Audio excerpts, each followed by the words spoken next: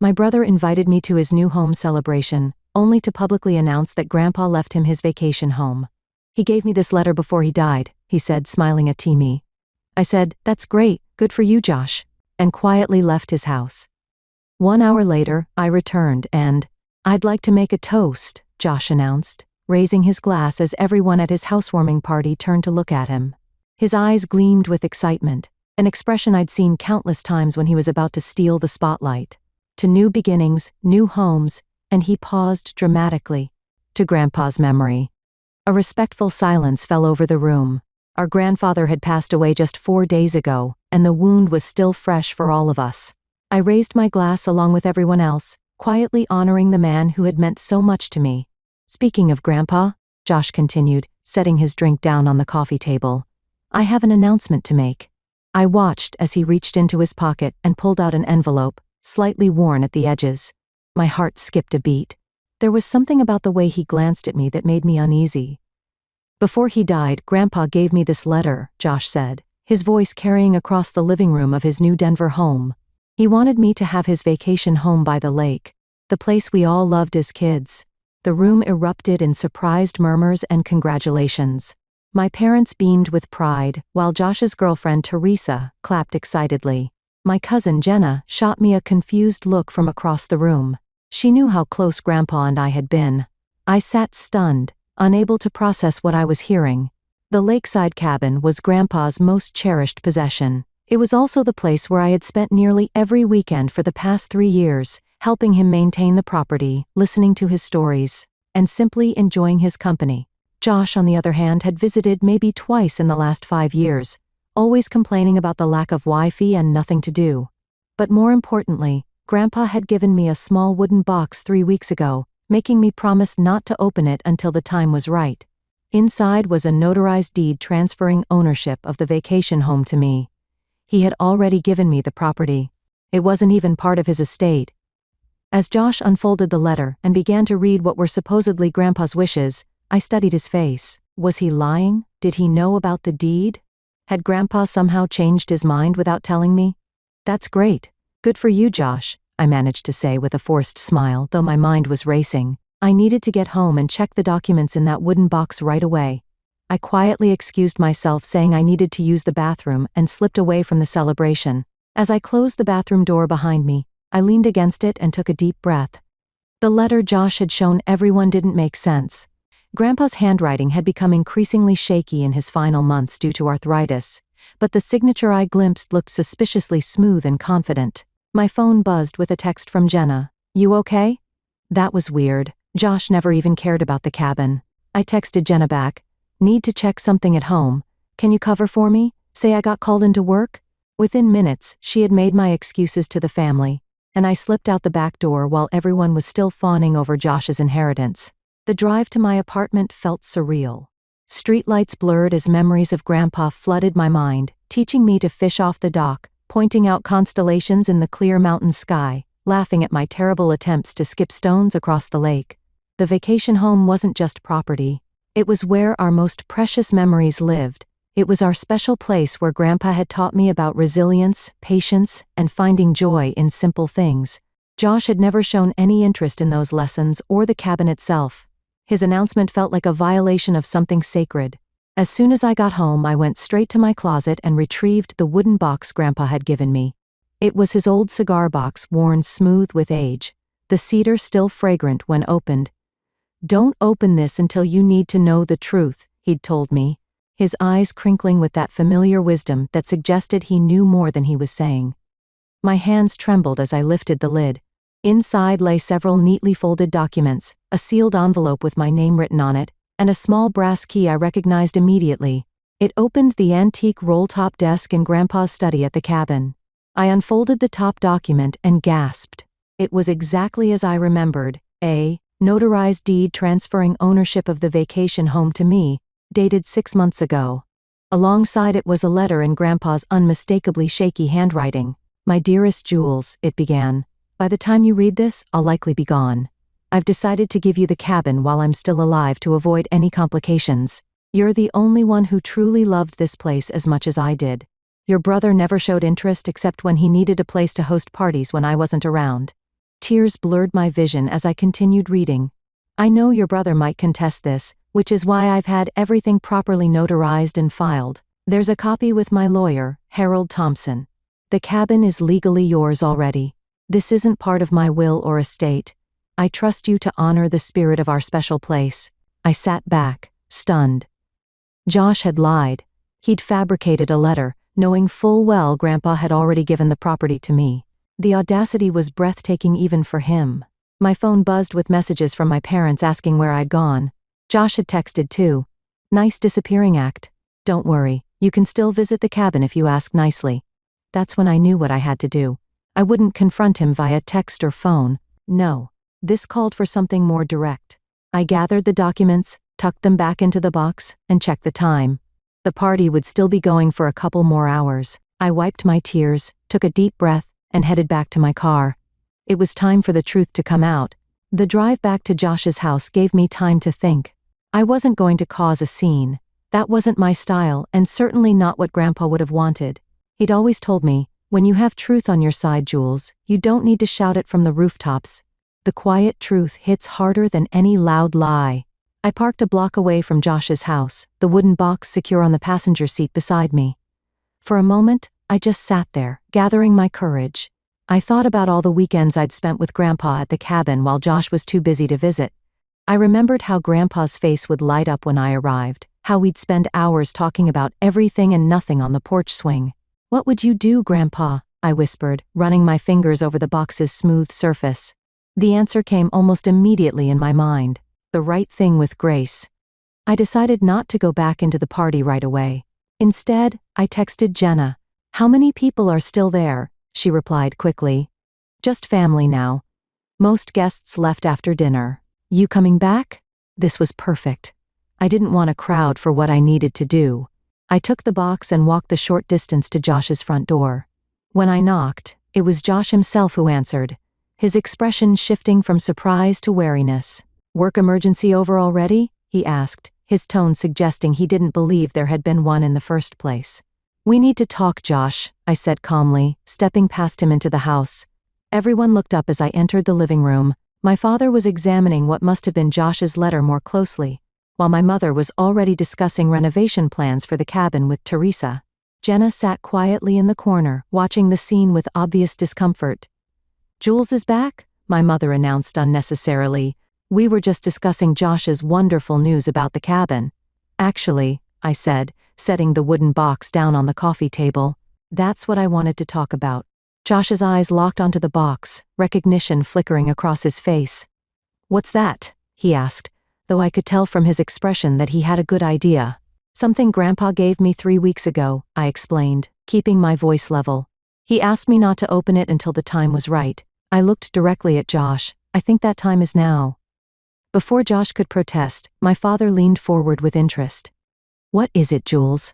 I opened the box and carefully removed the notarized deed and Grandpa's letter. 6 months ago, Grandpa legally transferred ownership of the vacation home to me, I said, laying the documents on the table for everyone to see.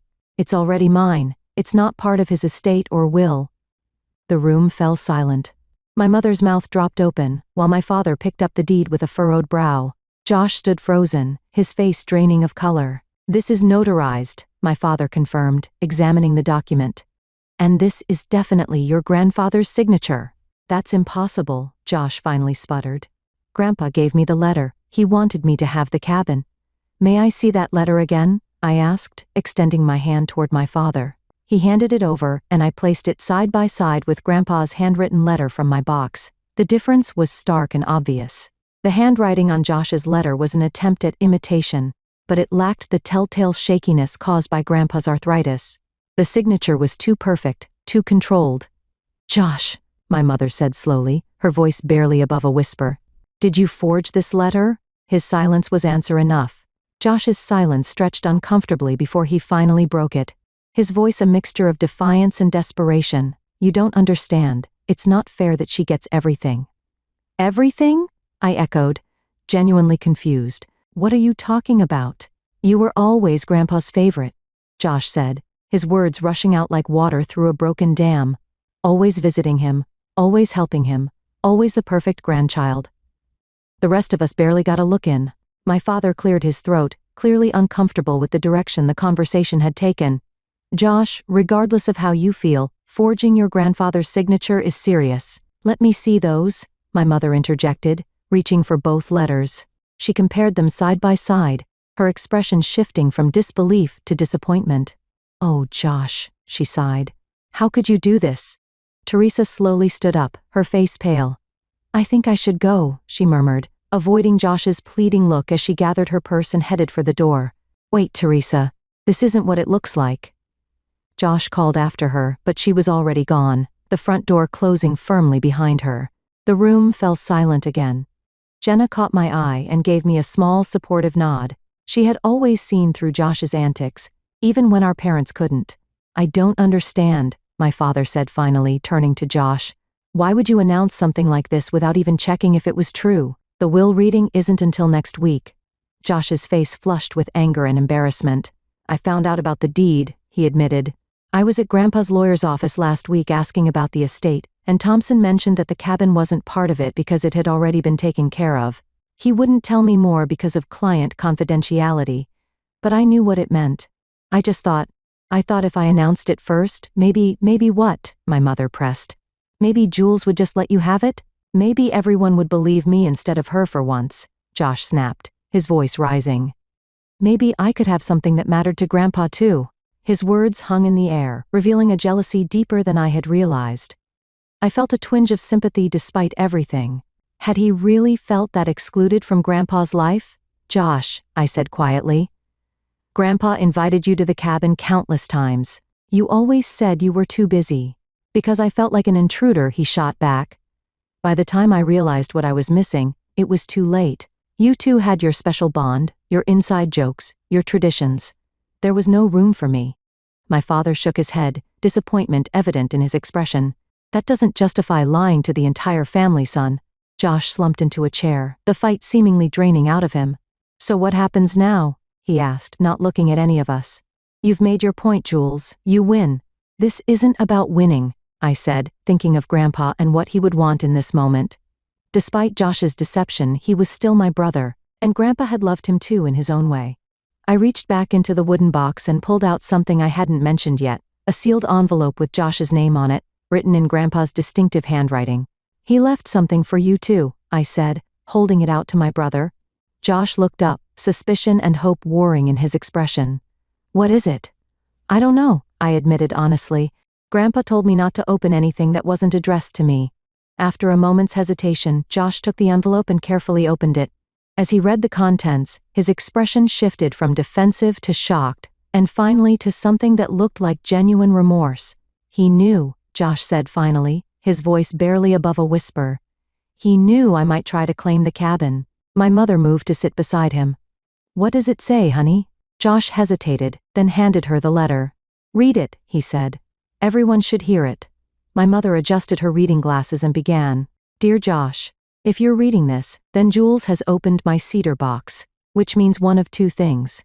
Either I'm gone, or something has happened that made her feel it was necessary to reveal its contents. I've known you since the day you were born, and I know your heart. You've always wanted recognition and validation, things I perhaps failed to give you in the way you needed. But I also know when you feel overlooked, you sometimes make impulsive decisions that hurt others and ultimately yourself. The cabin has been transferred to Jules. This was a decision I made with great thought and love. Not because I didn't care for you, but because Jules connected with the place in a way you never did. She understood what made it special to me, and I trust her to preserve that spirit. What you need isn't a property, Josh. It's a purpose. I've enclosed a check for $25,000. Use it to start something meaningful. Find what makes your heart come alive the way the cabin does for Jules. Maybe it's that business idea you mentioned last Christmas, or perhaps something else entirely. I hope someday you'll understand that this isn't about favorites or fairness. It's about recognizing different paths for different hearts. Jules will keep the door open for you at the cabin, I have no doubt, but your future lies in building something of your own. With love and hope, Grandpa. When my mother finished reading, there wasn't a dry eye in the room. Josh sat with his head bowed, the check clutched in his trembling hand. He saw right through me, he murmured, even from the grave. My father moved to place a comforting hand on Josh's shoulder. Your grandfather was a perceptive man. Josh looked up at me, really looked at me, perhaps for the first time in years. I'm sorry, Jules. I had no right to try and take what was already yours. The words seemed to cost him, but they also sounded sincere. I nodded, not quite ready to offer forgiveness, but acknowledging his apology. There's something else in the box, I said, reaching for it again. I pulled out a small photo album and opened it to reveal pictures spanning years. Josh and me as children at the cabin, building sand castles by the lake, roasting marshmallows with Grandpa at the fire pit. He kept this in his desk at the cabin, I explained, turning pages to show more recent photos. He never stopped hoping you'd come around, Josh. My brother stared at the photos, emotion washing over his face. I really messed up, didn't I? Yes, I agreed, not sugarcoating it. But Grandpa obviously thought you could do better. The room fell silent again, but it was a different kind of silence. Contemplative rather than tense, sad rather than angry. The evening had taken a turn none of us had expected, laying bare years of complicated feelings and unspoken resentments. Jenna, who had been watching silently, finally spoke up. So what happens now? It was the question hanging in the air for all of us. What do you do after a moment of painful truth? How do you move forward from betrayal and revelation? I closed the wooden box, feeling the weight of responsibility Grandpa had placed on me. Not just for the cabin, but perhaps for healing our family too. Now, I said quietly. We tried to honor what Grandpa wanted for both of us. The gathering broke up soon after. My parents left with concerned glances back at Josh, clearly torn between disappointment in his actions and worry for his well-being. Jenna gave me a quick hug before heading out, whispering, "Call me tomorrow." And then it was just Josh and me in his new house. The celebratory atmosphere completely evaporated. Josh moved around his kitchen mechanically, making coffee neither of us really wanted. The silence between us felt heavy with all the years of competition and misunderstanding. "I didn't plan it," he said finally, setting a mug in front of me. "The forgery, I mean. When I found out about the deed, I was angry, hurt. I made the letter that same night, not really thinking I'd use it." "Then why did you?" I asked, wrapping my hands around the warm mug. Josh stared into his coffee as if it might hold answers. "When everyone was here tonight celebrating my new house, I wanted more, something bigger to announce. It just came out." He looked up, his expression vulnerable in a way I rarely saw.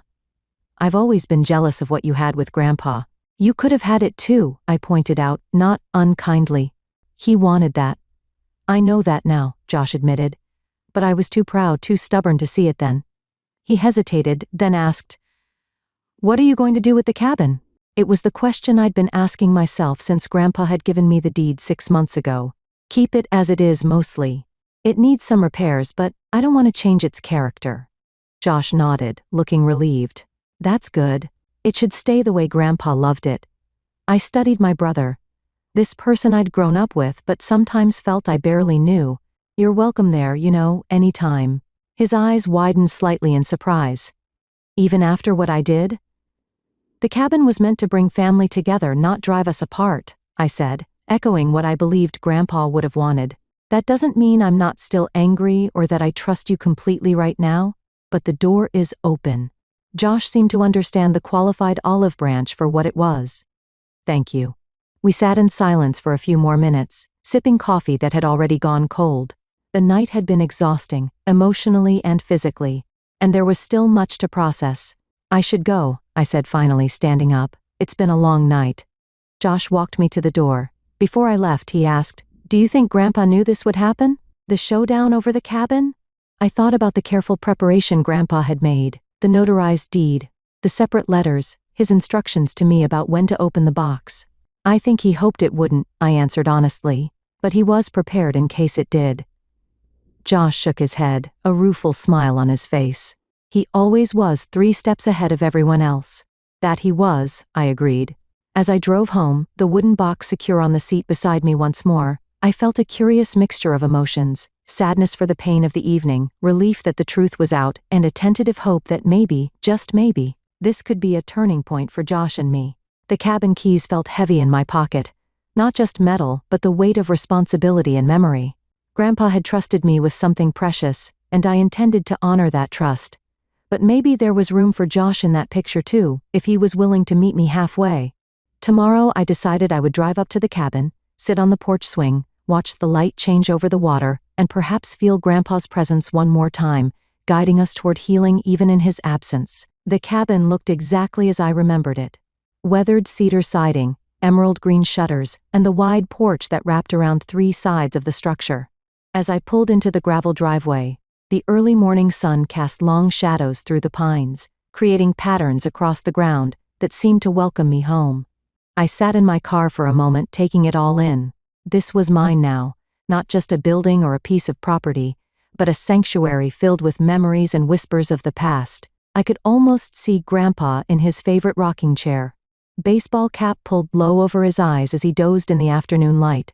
The cabin key slid into the lock with a familiar resistance. You had to jiggle it just right. A quirk Grandpa had refused to fix because he claimed it kept out the riffraff. Inside, everything was just as he'd left it. Books stacked on the side table, fishing gear organized meticulously in the corner, the faint scent of pipe tobacco lingering in the air, despite his doctor's orders to quit smoking years ago. I moved through the room slowly, trailing my fingers along furniture that had been in our family for generations. The stillness was peaceful rather than oppressive, as if the cabin itself was holding its breath, waiting to see what would happen next. My phone buzzed in my pocket. A text from Jenna.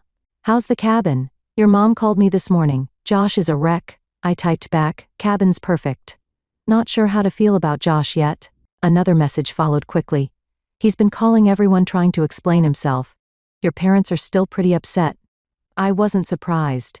The fallout from last night's revelations would take time to settle. Trust, once broken, couldn't be mended overnight. Setting my phone aside, I walked to the large picture window overlooking the lake. The water sparkled in the morning light, serene and unchanging despite the human drama unfolding around it. "I'm here, Grandpa," I whispered to the empty room. "I'll take good care of it, I promise." 3 weeks passed before Josh reached out. His text was simple. "Can we talk? At the cabin, maybe?" I deliberated for a day before responding with a time and date. Part of me wasn't ready to share this space with him yet, but Grandpa's voice kept echoing in my mind. "Holding grudges makes the heart heavy, Jules.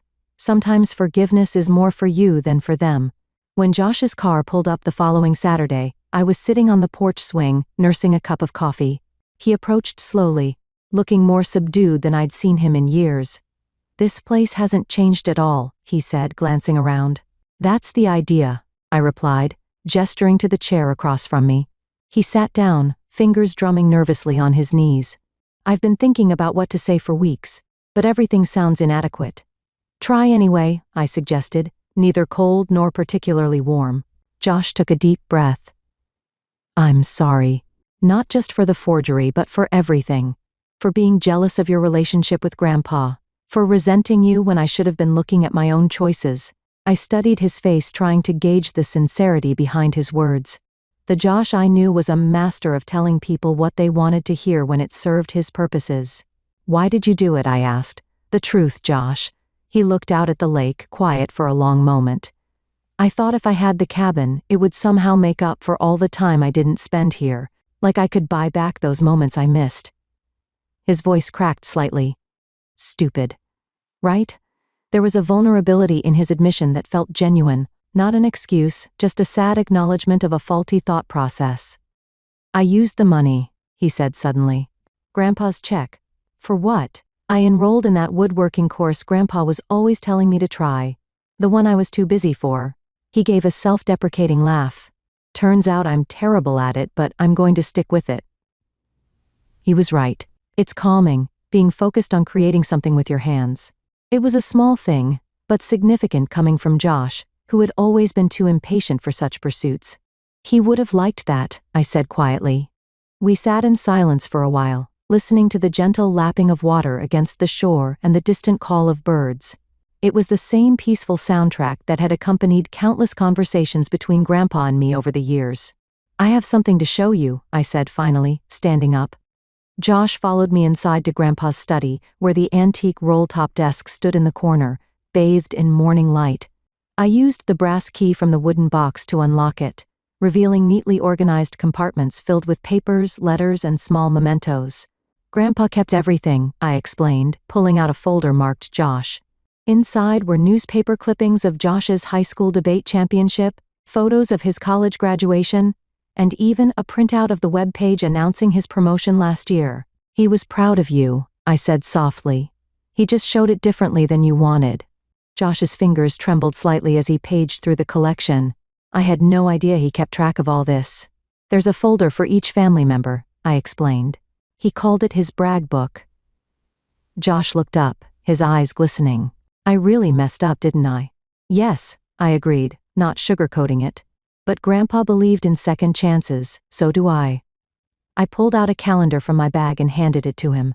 I've marked weekends when I'll be up here for maintenance and bigger projects. I could use an extra pair of hands, even terrible woodworking ones. A smile tugged at his lips. Really? The cabin was meant to bring family together, not drive us apart, I said. That's what Grandpa wanted. Later that afternoon, we sat on the end of the dock, feet dangling in the cool water. Josh pitched ideas for renovating the boathouse while I sketched possibilities in a notebook. You know, Josh said, looking out across the water. I think Grandpa knew exactly what he was doing, giving you this place. What do you mean? You didn't just inherit a cabin, he said thoughtfully. You inherited his role, keeping the family connected to what matters. As the sun began its descent behind the mountains, casting golden reflections across the lake, I realized Grandpa had given me more than property. He'd given me the chance to heal old wounds and forge new connections. Starting with the brother I'd almost lost to resentment and pride,